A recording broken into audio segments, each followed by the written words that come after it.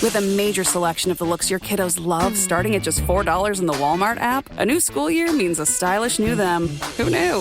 Find skater skirts and Crocs that say, I'm casual but cool. Sparkly sneakers that say, it's my classroom, you're just learning in it. And preppy polos that say, I'm the teacher's pet, even if they're mommy's menace at home. Find their favorite styles starting at just $4 in the app. The Walmart you thought you knew is now new.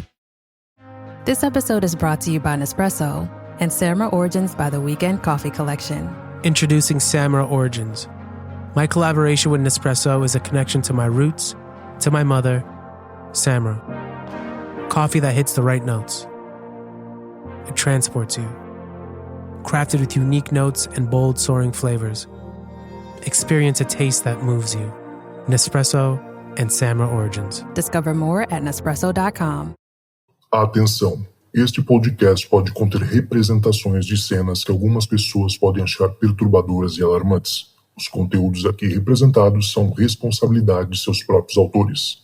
Para uma melhor experiência, os fones de ouvido são aconselháveis.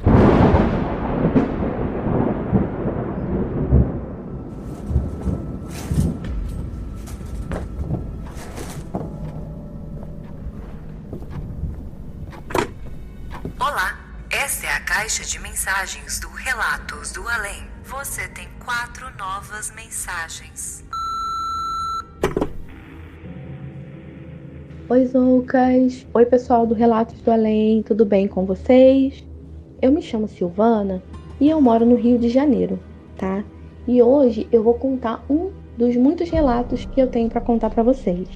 Mas antes de contar o relato, eu gostaria de dizer para vocês que eu sempre fui uma pessoa de sentir muitas coisas, né? Sentir energias negativas, sentir energias positivas também. Quando eu sinto essas energias positivas, eu chego a sentir perfumes, né? Poucas vezes aconteceram, mas já cheguei a sentir perfumes. E quando eu sinto energia negativa, eu não sinto, só sinto a energia, não sinto cheiro, não sinto mais nada. E sentir também, tipo, que tem mais alguém, sabe, no ambiente, além de mim ou de outra pessoa que esteja comigo, sentir que tem mais alguém ali, mas não vejo, tá? Eu nunca vi nada e eu só sinto mesmo, tá bom? Então, o meu relato, ele aconteceu em 2003, num prédio que foi construído pelo meu pai em 1989, quando a gente foi morar nesse lugar. O meu pai comprou 2 terrenos, um tinha a nossa casa, onde a gente ia morar, e o outro terreno era um pomar. Só tinha muitas árvores frutíferas e o chão era de terra ainda. Tinha um muro que dividia esses 2 terrenos com uma passagem no meio que a gente passava, né? Transitava de um terreno para o outro. A casa era uma casa muito tranquila, arejada, muito gostosinha de morar, com uma energia muito boa, muito positiva mesmo. Já esse terreno sempre foi um local assim esquisito, sabe? Com uma energia pesada, eu sempre tinha muito medo de ir para lá. E conforme eu fui crescendo, eu achava que era medo bobo mesmo, sabe? De criança. Eu sempre fui muito medrosa. Mas ao mesmo tempo corajosa. E eu ia para lá, andava de bicicleta, brincava com meu irmão e tudo mais, né? Quando eu era criança e tudo, mas sempre sentindo essa energia, né, pesada. Esse prédio não foi construído para ser um prédio residencial. Ele foi construído para ser uma fábrica, porque na época o meu pai tinha uma fábrica que produzia algumas coisas de costura, né? Eles faziam jogos de banheiro, bolsas, pochetes, porta-níquel e várias outras coisas, né? Essas são algumas das coisas que eu lembro, né, que ele fazia. Ele, minha mãe e algumas meninas que trabalhavam lá. Essa fábrica funcionou ali por alguns poucos anos, acho que uns 2 a 3 anos só. E depois meu pai mudou de negócio, né? E esse prédio ficou lá abandonado, largado. Depois de um tempo, meu pai até fez algumas modificações no primeiro andar dele ali, na parte de baixo, e alugava como salão de festas. Mas também depois parou de alugar. A parte de cima desse prédio era um pouco diferente da parte de baixo. Era um salão bem grande que tinha, né? A gente subia as escadas, aí entrava nesse salão grandão. E dentro desse salão tinha mais 3 cômodos. Um grande, um médio e um pequeno. O pequeno era um banheiro, tá? O chão desse salão era todo de concreto. Meu pai só passou uma tinta no chão, assim, amarela, que eu lembro até hoje. E a telha, né, que cobria esse prédio, era aquelas telhas de amianto, que era bem grande, aquelas que faziam um Vzão assim, e deixavam um vão bem grande, né? Então, assim, nós morávamos nessa época numa casa no mesmo terreno onde mora a família do meu marido. Mas a gente não estava se sentindo bem de morar ali mais, algumas coisas aconteceram e a gente queria sair dali, né? Mas a gente também, ao mesmo tempo, não queria pagar aluguel. Ali a gente não pagava, a gente não queria pagar aluguel, né? É uma despesa muito alta, né? Até, inclusive, na época, meu marido estava desempregado. E aí eu pedi pro meu pai se a gente podia morar nesse prédio, na parte de cima. Ele e minha mãe ficaram meio assim, porque não era um local legal para morar. Inclusive, não tinha nem cozinha, né? Só tinha esses 3 cômodos, 2, tipo, quartos, né? E um banheiro, não tinha cozinha. Mas a situação estava tão ruim onde a gente estava que a gente foi para lá assim com a cara e a coragem. E aí meu marido logo depois arrumou um emprego, né? E a gente fez algumas alterações lá, né? Colocamos carpete nesses 2 cômodos maiores. Meu marido não sabia nada de construção, colocou piso e azulejo, né, no banheiro, ficou bem legal. E o salão era como se fosse o quintal, né, dos meus filhos, e eles brincavam lá. Eu tinha fogão, geladeira, fazia comida ali, mas não tinha pia, né? E uma coisa importante, tá? Nesse salão, quando a gente subia a escada, tinha uma porta dessas de ferro comuns. Só que essa porta, ela agarrava. Para abrir a porta, você tinha que fazer muita força. Tipo, as crianças não conseguiam abrir. Só eu e meu marido. Até eu tinha um pouco mais de dificuldade. Quando a gente fechava, a gente nem batia ela por completo, porque era ruim para eu abrir, né? Então a gente só batia ela um pouquinho assim, e mesmo assim ela grudava, sabe? Ela prendia, né? Ela tava prendendo. E aí, um dia meu marido saiu para trabalhar de manhã, como sempre ele fazia, e eu fiquei em casa com as crianças. A gente brincava, né? Eu fazia comida, a gente assistia TV, dormia, aquela rotina normal de uma mãe de 2 filhos, né? Levava minha filha para a escola e tudo mais. Nesse dia, a gente assistiu TV e a gente assistiu o programa da Ana Maria Braga. E a Ana Maria estava fazendo uma reportagem numa cidadezinha do interior de Minas, eu acho que do interior de Minas, onde havia uma senhorinha que morava numa casa que os fundos da casa dela, né, o quintal dela, era uma mata, né? E ela dizia que ali tinham muitos sacis, e quando eles faziam muita algazarra, muita bagunça, ela prendia eles na garrafa. E num determinado momento lá, houve uma festividade na cidade onde ela morava e ela foi convidada, né? Eu acho que pelo prefeito, para contar, né, essa experiência dela com os sacis. E ela contou, inclusive levou uma garrafinha para presentear o prefeito. E falou para ele nunca abrir aquela garrafa, né? E aí ele deixou essa garrafa no prédio da prefeitura, eu acho que no gabinete dele, se eu não me engano. Deixou a garrafa lá e foi embora. No outro dia, quando os funcionários começaram a chegar, o prefeito também, eles viram que o prédio estava totalmente bagunçado, totalmente cabeça para baixo, móveis, papéis, tudo bagunçado, né? E ele foi ver a garrafa estava aberta. Aí eu não sei se foi ele, se foi alguém que abriu, só sei que alguém abriu. Não sei se o saci fugiu também, sozinho, né? E aí a senhorinha foi chamada para poder prender o saci de novo, né? Porque quando ela falou sobre isso, as pessoas não deram muita validade para aquilo, né? Riram e tudo mais. E alguém, né, provavelmente deve ter aberto a garrafa, né, não acreditando naquilo que aconteceu. E aí ela foi chamada lá, ela prendeu, diz ela que prendeu o saci de volta na garrafa. E aí eu não sei se ela deixou a garrafa com eles, eu acho que não, eu acho que ela levou a garrafa de volta, porque falou que seria muito ruim aquela garrafa ficar ali. E levou de volta. Aí tá, a gente assistiu essa programação, ficamos com medo. Na época, inclusive, era agosto, essa época do dia 20 até o dia 20 e pouco, não sei, quando é comemorado o folclore brasileiro, né? Acho que é 22 de agosto. E aí, então, por isso ela fez uma reportagem sobre folclore, sobre um personagem do folclore brasileiro, né? E eu achei interessante, meus filhos ficaram com um pouco de medo, eu também, confesso que fiquei. E quando meu marido chegava do trabalho, a gente sempre relatava para ele como que foi o dia, né? E aí a gente já todos deitados, né? As crianças dormiam com a gente nessa época, eles eram pequenos. A gente deitado, contando sobre o dia, a gente, vamos falar pro papai, né? Eu falei, vamos falar pro papai da história do Saci que a gente assistiu hoje na televisão. Aí a gente contou a história toda pra ele. Nisso que a gente começou a contar a história, a nossa cachorra, né? A cachorra lá que tinha lá, já estava lá quando a gente foi morar lá, era a cachorrinha que a minha família adotou. Ela ficava no terreno desse prédio que a gente morava. E ela começou a chorar. E a gente achou que era algo normal, mas de repente ela começou a chorar como se alguém estivesse batendo nela. Sabe o cachorro quando chora porque tá apanhando? Ela começou a chorar assim. Aí o meu marido pegou um facão. Eu me acabo de rir toda vez que eu lembro disso. Pegou o facão e desceu. Abriu essa porta que prendia. Lembra que eu falei que a porta prendia? Abriu essa porta, desceu as escadas e eu fiquei com as crianças lá em cima no quarto. Ele falou que deu uma olhada lá, não tinha nada, fez um carinho na cachorra e subiu de volta, né? Fechou a porta de novo e deitou com a gente. E quando ele voltou, eu falei, Márcio, eu tô sentindo que tem alguma coisa de errada. Eu tô sentindo uma coisa muito pesada, ficou frio, né? E todo mundo sabe que aqui no Rio é difícil fazer frio, né? E agosto geralmente não é frio, é uma época quentinha, né? E a gente tava super tranquilo, sabe? Não tava uma noite fria.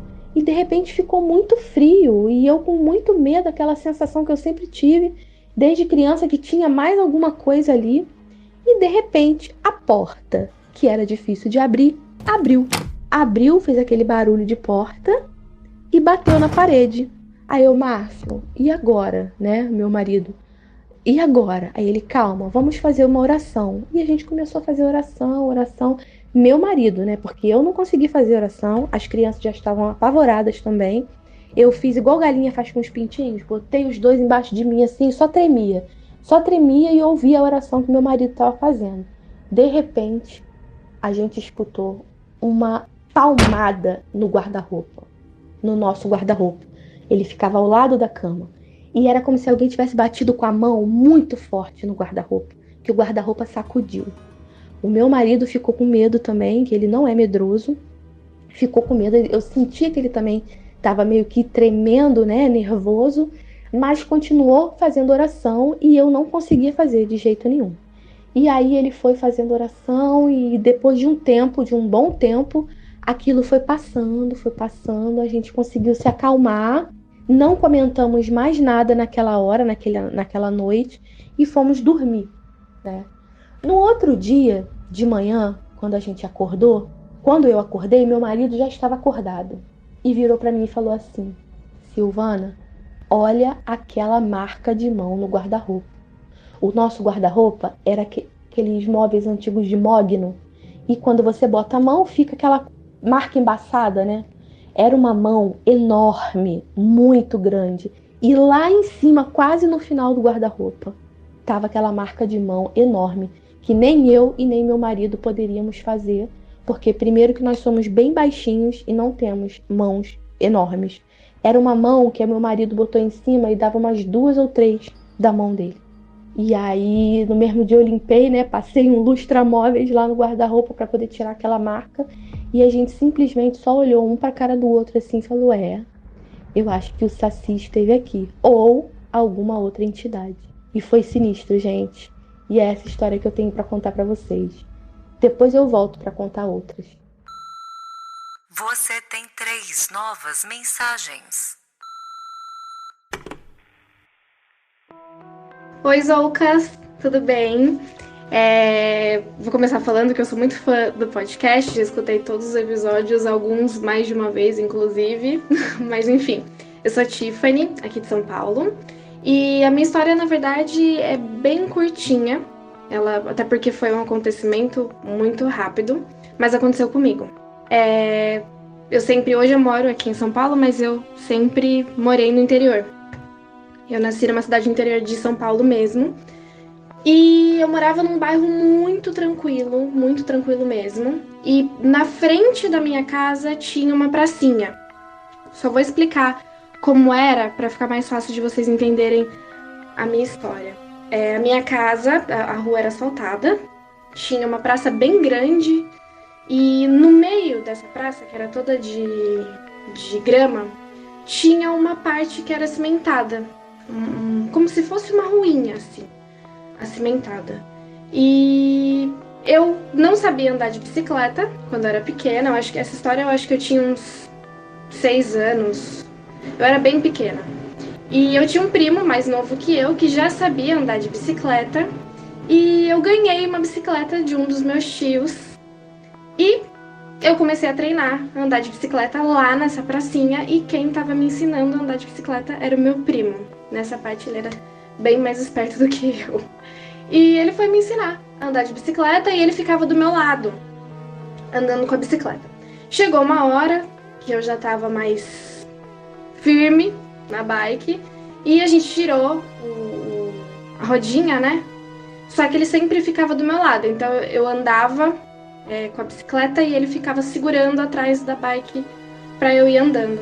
E ia nessa, aí ele me soltava uma hora, ia correndo do meu lado pra ver até onde eu ia, mas eu não conseguia ir muito longe porque eu era muito ruim, até hoje. E teve uma hora que a gente foi lá atrás, lá no comecinho dessa parte acimentada, e eu peguei impulso e fui andando com a bicicleta, meu primo tava do meu lado. E eu fui correndo com a bike, e eu corri tanto que eu cheguei na divisão, eu cheguei no final da parte acimentada com a grama. E o que aconteceu? A bicicleta virou e eu fui de cara no chão. A bicicleta quebrou, inclusive. Foi um estrago. E eu abri o berreiro, sempre fui uma criança bem chorona, chorei muito. E o meu primo me segurou, me levantou, né? Eu segurei nele e levantei, porque eu tava toda machucada. Segurei no braço dele e levantei.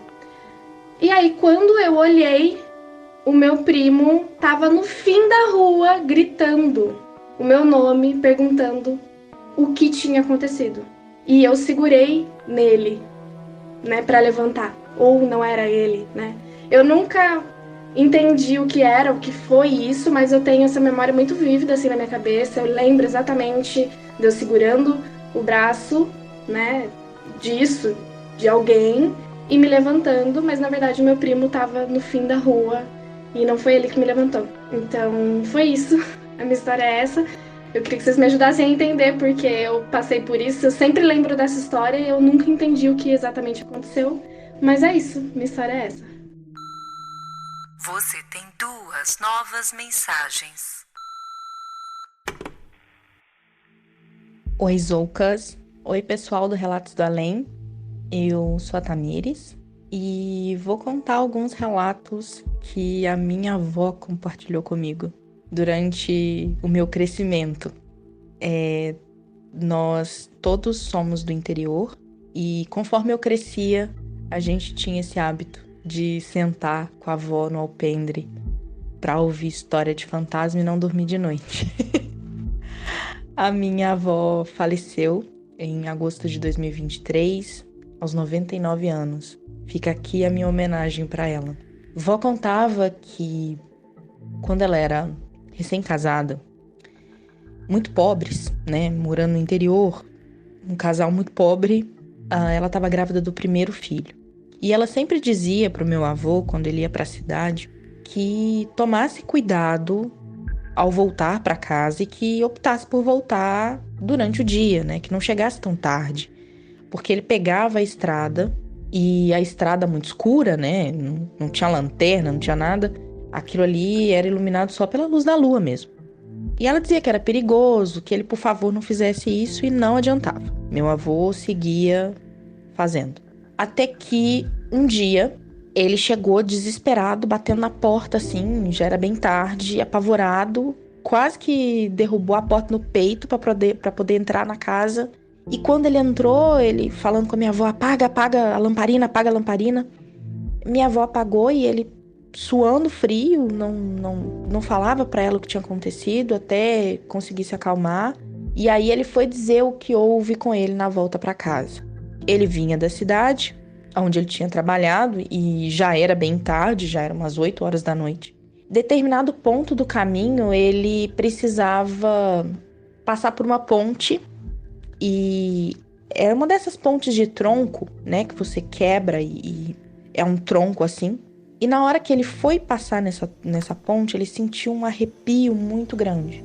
Quando ele pisou na ponte, ele começou a ouvir uns barulhos de arranhado. E ele achou que fosse algum bicho, né? Algum bicho noturno que estivesse ali por perto, e seguiu. Em determinado momento, quando ele chegava mais ou menos no meio da ponte, uma coisa passou de debaixo pro lado de cima do tronco. E ele falava que essa coisa era um bicho de 4, preto, peludo, com pelo muito duro, garras muito grandes e uma boca imensa.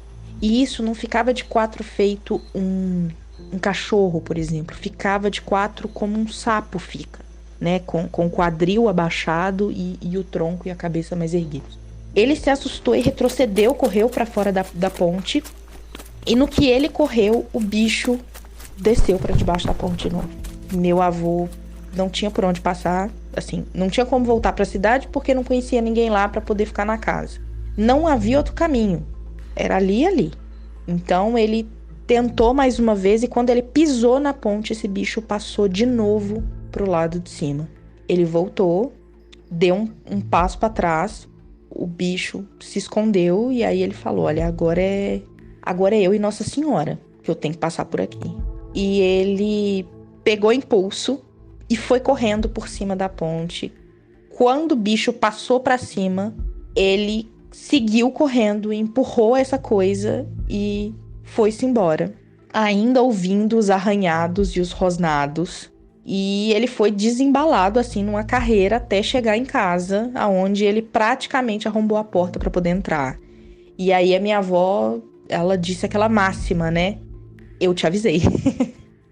Eu te avisei para não fazer isso.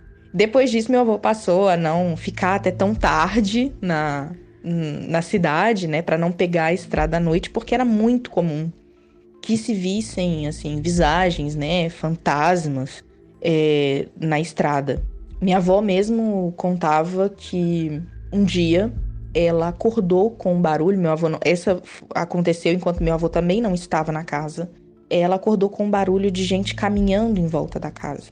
E era um casebre de pau a pique, assim, então, entre as coisinhas de barro, e você conseguia ver, né? Haviam frestinhas que você via do lado de fora. E minha avó contava que a lua estava clara nesse dia, e aí quando ela chegou em uma das gretinhas, ela conseguiu ver no jardim, né? No quintal, uma velha de roupa preta, toda desgrenhada, que caminhava resmungando alguma coisa e olhando para o chão. Minha avó ficou apavorada, passou a mão no terço, se sentou na cama e foi rezar e foi pedir proteção, com medo que fosse talvez a Matinta ou alguma outra coisa que tivesse interessada no bebê, porque ela estava grávida do primeiro filho. Ela não parou de rezar até a manhã do outro dia, quando, né, a coisa desapareceu, assim que o sol saiu no céu. Em mais um relato da minha avó, isso aconteceu um pouco depois. As coisas já tinham melhorado, ela já tinha se formado professora, já morava na cidade. E quando ela terminou o curso, né, o normal superior para ser professora, ela ficou muito indecisa do que ela ia fazer da vida, porque estava difícil conseguir emprego ali, era uma cidade pequena, ainda é uma cidade pequena agora. Vocês imaginem nos anos 50, né?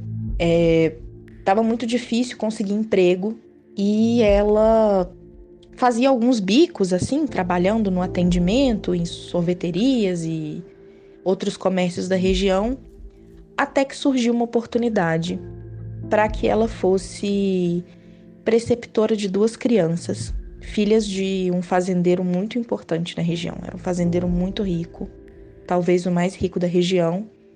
A esposa dele tinha falecido e ele tinha 2 crianças em idade escolar, precisando de uma professora, de uma preceptora. O problema é que para ela aceitar aquela oferta de emprego, ela precisaria se mudar para a fazenda. E ela só poderia ir em casa a cada 15 dias, por um final de semana, para ver o meu avô e o meu tio. Nessa época ela já tinha um filho pequeno. E ela conta que estava muito ansiosa, sem saber o que fazer, porque ao mesmo tempo que ela não queria deixar o marido e o filho, ela precisava do dinheiro. E um dia, voltando do trabalho, descendo uma rua, ela passou na frente da casa de uma vizinha, uma comadre, alguém com quem ela tinha uma certa relação, e ela viu essa comadre sentada num banquinho do lado de fora, um banquinho desses de madeira que ficava do lado de fora da casa, muito comum no interior na época. E aí ela passou por essa senhora e pensou assim, né? Nossa, faz tanto tempo que eu não vejo Dona Maria. E falou, boa noite, Dona Maria. E Dona Maria não respondeu. E aí ela falou, boa noite, e ela não respondeu. Minha avó passou, e enquanto ela passou da Dona Maria, né? Passou ali da casa, ela ouviu a senhora dizer, se eu fosse você, eu não ia. E aí minha avó parou e se voltou para trás e perguntou o quê? Na hora que ela perguntou o quê, veio à mente dela que ela não via a Dona Maria há bastante tempo, porque a Dona Maria tinha morrido há 6 meses. E aí, nesse momento que ela atinou que aquela senhora já estava morta, a senhora desapareceu. Minha avó desmaiou, acordou em casa, acharam ela desmaiada na rua, e aí ela se deu conta que a Dona Maria, sua comadre, voltou para dizer a ela que não aceitasse aquela proposta de trabalho, porque alguma coisa de ruim iria acontecer. Minha avó não aceitou. Alguns meses depois, ela acabou passando num concurso e se tornando professora alfabetizadora. Ela alfabetizou muitas pessoas durante 30 anos. Fica aí a minha homenagem para minha vozinha, que nos deixou agora.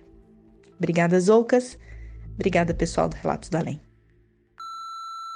Você tem uma nova mensagem. Oi, Zoucas. Oi, galera do Relatos do Além. Depois de muito tempo eu resolvi criar coragem para contar meu relato, principalmente depois do relato dos ouvintes, se eu não me engano, número 47. A minha história é um pouco grande, mas eu vou tentar ser o mais sucinta possível, mas sem perder os detalhes. A minha família, por mais que ela seja cristã, ela tem muitos dons ligados a sonhos, visão, pode chamar de dom mediúnico, dom de Deus, cada um dá o nome que quer. Porém, tem uma regra, todo mundo tem sonhos, porém para ver e ouvir, um tem e outro pula. Uma geração nasce, uma geração pula. A geração da minha mãe pulou. Nenhuma das minhas tias vê, ouve nada, fica só com o padrão da família que é sonho. Porém, minha mãe, ela não gostou muito disso. Ela queria ver, saber. E uma bela vez, eu fingindo que estava dormindo quando eu era criança, eu ouvi uma história de que ela pegou o livro de São Cipriano, embora depois eu busquei ele para ler, não sei se é por inocência minha, eu não achei nada demais, embora eu sei que é um livro mágico muito forte. E ela fez alguns ritos dali para começar a ver cartas. E ela jogava quando eu era criança, ela não podia cobrar nem 5 centavos. A minha casa vivia cheia, ela não falava coisas aleatórias. Ela dava dia, hora, mês, roupa da pessoa, detalhes e tudo mais. Enfim, todo acordo tem um pagamento. Qual foi o pagamento eu não sei, só sei que ela ficou devendo. Uma vez eu com 6 anos de idade, a gente foi na casa da minha avó e ela tinha episódios de ficar lá possuída, sabe como é que você fala, com os olhos vermelhos, literalmente vermelhos, a parte branca do olho continuava branca, mas a íris, que os olhos dela castanho escuro, ficavam vermelhos. E ela tinha direto episódios de alguém manifestar nela, aparecer nela, incorporar nela e ficar ameaçando. E um belo dia, a gente indo pra casa da minha avó, eu com 5, 6 anos de idade, eu fui pro quarto, que a minha tia ficou brincando comigo, mas eu comecei a ouvir uns barulhos. E eu vi que eles estavam tentando me afastar, mas eu, como um ser humano muito curioso, geminiana que sou, fui atrás. Ela tava lá com, sei lá o que diacho que é que ela tem, e ele falava que ela não ia morrer, porém 2 caixões ia sair daquela casa, que era só esperar. Minha avó, uma mulher muito corajosa, uma piauense doida, pegou um monte de espada de São Jorge e tacou-lhe na minha mãe até aquilo ir embora. Passou, todo mundo fingiu demência, ninguém lembrava mais daquilo. Até que, no ano seguinte, a minha avó teve uma crise renal, ela teve um problema renal que não deu nem tempo de fazer hemodiálise. Ela já foi internada direto. E na época eu tinha 6 anos. E os médicos chamaram para visitar, porém eu e meus primos, como eram um monte de criança, a gente foi e ficou no saguão do hospital, porque a gente não podia subir. Só que eu e minha avó, a gente tinha uma ligação muito forte. Fazemos aniversário no mesmo dia, só eu e meu tio, e agora meus filhos carregam o sobrenome dela, que o sobrenome dela os filhos não carregam. E ela pediu pra me ver. Aí minha tia me escondeu no elevador com ela, subi pro quarto, consegui ver minha avó. É até difícil falar isso pra mim. Eu lembro que tava minha mãe, minhas tias no quarto com a minha avó. E assim que eu olhei pra ela, veio a voz de um homem e falou pra mim se despedir, que era a última vez na vida que eu ia vê-la. E eu, desesperada, comecei a chorar. E a minha avó me acalmando, que não, ela ia sair do hospital, que ela tava se cuidando, que ela tava bem. Mas eu sabia que não, que ela não ia sair. Ela terminou a visita, continuou no hospital. Eu saí do hospital com meus primos, minhas tias, e eu fui pra uma prima minha de confiança do que eu tinha ouvido. E ela ficou com o olho botecado também, porque eu tenho um péssimo histórico de ver e ouvir coisas infelizmente acontecer, neste caso, infelizmente mesmo. Passou um mês e pouco, quando foi no dia 12 de outubro de 95, de madrugada a gente recebeu uma batida na porta. Só que antes dessa batida, que a minha ordem cronológica é péssima, a gente estava assistindo TV em casa, tava eu, meu pai, minha mãe. Na época meu irmão caçula tava no berço e a minha irmã mais velha tava na rua brincando. E eu tava com uma amiga minha em casa. A gente tava vendo Você Decide, que até hoje eu não esqueço. E dos lados da televisão apareceu 2 buquês gigantes de rosa vermelha. E eu comecei a chamar meu pai pra ele ver, e quem tava em casa não via o buquê, era só eu. Minha mãe, quando entrou, que ela tava no quintal, que ela viu falando do buquê de rosa, ela ficou muito brava e me bateu. Muito. Não sei o porquê. Aliás, hoje eu sei, né? Mas na época eu não entendi o porquê. Eu sei que eu apanhei, chorei e ninguém acreditava que eu tava naqueles 2 buquês. Quando a gente dormiu, quando foi por volta de 1, 2 horas da manhã, 2 tios batem na minha porta falando que a minha avó tinha falecido. Na hora que bateu na porta, minha mãe já começou a gritar, chamando pela minha avó. Porque ela já sabia que aquelas rosas eram um presságio do que tinha acontecido. Enfim, esse foi o primeiro caixão, em 95. Quando foi em 97, o meu pai, ele sofria de alcoolismo. E ele chegou num ponto que mais cedo ou mais tarde ele tinha que ir. Faz parte da vida e das escolhas. Porém, eu tava em casa com a minha mãe, com meus irmãos, que até então meu irmão tinha 2 anos. E a minha mãe saiu pra ir na padaria à noite, a gente ia comer sopa. E a gente gosta de comer sopa com pão. E eu fiquei olhando da porta. Quando ela virou de costas, eu vi uma caveira vermelha. Aliás, uma caveira com uma roupa preta e os olhos vermelhos, fogo nas costas dela. E eu dei um grito. E ela falou que era besteira minha, isso e aquilo. E quando foi à noite, minha bisavó estava em casa, que a minha avó então já tinha falecido. O chinelo que estava no quarto, ele foi rastejando até o pé da cama que meu pai estava deitado. Rastejando, sozinho. Eu vi isso, minha mãe e a minha bisavó. Minha bisavó repreendeu, rezou e seguimos como se nada estivesse acontecendo. Porém, na semana seguinte, minha mãe saiu, foi fazer uma perícia e tal. Minha irmã foi na vizinha pegar uma coisa, na vizinha do lado de casa. E a nossa casa estava em reforma. E eu tava lavando a louça do lado de fora no tanque, porque a cozinha tava sem pia. Eu vi a babá da vizinha entrando direto em casa. Mas sabe quando você vê uma coisa assim, você não associa? Tipo, tá, não tem ninguém em casa, acho que ela vai chamar minha irmã, ela vai ver e vai sair. Ela entrou. 2 minutinhos depois chegou um amigo do meu pai chamando ele. Eu falei que ele tava em casa dormindo. Esse amigo entrou. Em seguida ele saiu falando que meu pai tinha falecido, que meu pai morreu, tava só nós 2 em casa na hora. E quando eu entrei em casa, que eu falei que era mentira, que meu pai tava dormindo, a babá da vizinha que eu vi entrar dentro de casa não tava em casa, não tinha ninguém em casa, só o corpo do meu pai. E esse foi o segundo relato. O que me faz lembrar da ouvinte da história 47, que ela falou dos demônios, da família, dela e a mãe, que não verbaliza. Eu nem digo que é demônio. Às vezes a família tem um dom, outras vezes vem como um castigo, não sei. É complicado. Cada um dá um nome. Eu sei que isso tudo que aconteceu foi reflexo de um acordo feito e não pago. E até hoje a gente sofre com os resquícios desse acordo. Minha mãe ficou esquizofrênica, vira e mexe, acontece coisas estranhas. Antes de casar eu ia lá socorrer, mas hoje em dia eu já não vou mais. Eu resolvi cuidar de mim e dos meus filhos. E eu entendo ela.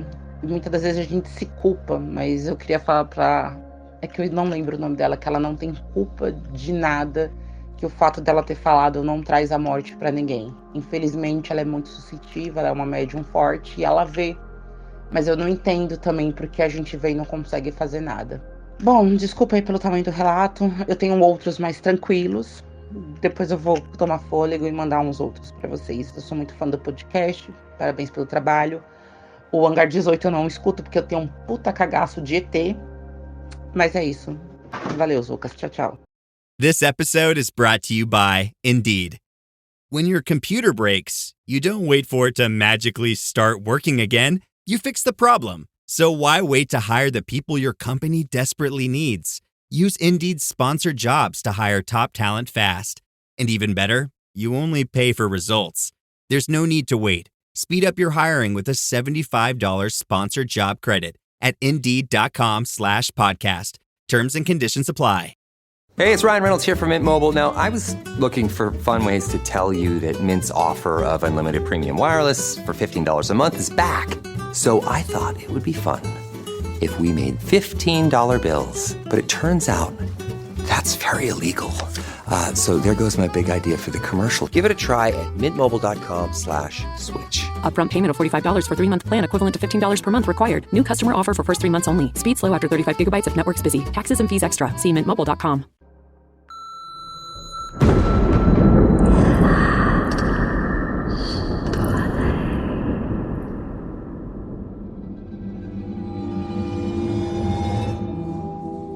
Galera, chegamos ao final de mais um Relatos do Além.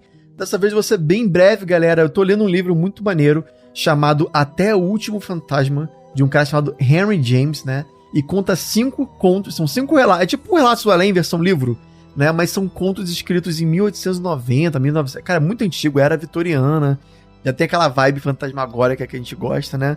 São contos muito bem escritos. Uma das histórias que eu tava lendo, inclusive, chamada A Bela Esquina, e fala de um cara, um homem que teve um encontro com o seu próprio fantasma. Olha isso, olha a doideira, é muito maneiro, eu acho que vocês vão gostar. Por isso eu criei um link aqui na descrição, que vocês clicarem, vocês compram através do meu link, e dessa maneira vocês também ajudam o podcast, né? Não aumenta o preço pra vocês, então não deixa de ser também um presente aí de Dia das Bruxas, né? Um presente de Halloween pra vocês, beleza? A gente vai ficando por aqui. Se você quiser mandar o relato, você sabe como, também tá na descrição. Se quiser ajudar o podcast, apoiar, entrar no nosso grupo secreto e escutar as histórias que ainda não foram ao ar, porque semana passada foi tenso, hein? Então imagina quanta história parecida com a da semana passada que tá lá na pasta para ser desvendada. É só clicar também no link da descrição para apoiar a gente, beleza? Dá essa força aí, dá essa moral pro seu Uber do Além. E vou ficando por aqui. Até semana que vem. E se tocar o telefone, não tenha medo. O Além pode estar esperando do outro lado da linha.